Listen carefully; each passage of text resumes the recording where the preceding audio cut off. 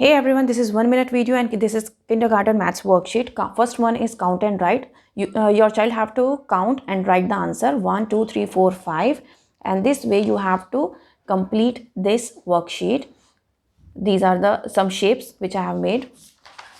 Then next one is count and add. यहाँ पर बच्चे को count करना है. जस्ट लाइक मैंने 2 फ्लावर्स दिए हैं, देन एडिशन का साइन है, देन 2 फ्लावर्स हैं. तो यहाँ पर बच्चा जब काउंट करके लिखेगा तो उसको दोनों जगह लिखवाइएगा और उसको पता होना चाहिए कि यहाँ पर 2 फ्लावर्स है इसलिए यहाँ पर 2 लिखा गया है. तो दैट्स वे आपको क्या करना है, इस पूरी वर्कशीट को करवाना है, अलग अलग फिगर्स बनाकर बच्चे को देने हैं. Next one is draw the missing letters.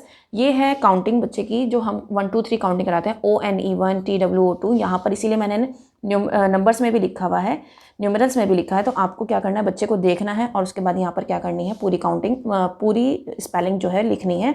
3 6 7 8 19 20 14 9 5 इस तरीके से आप करा सकते हैं. That's all. Thank you.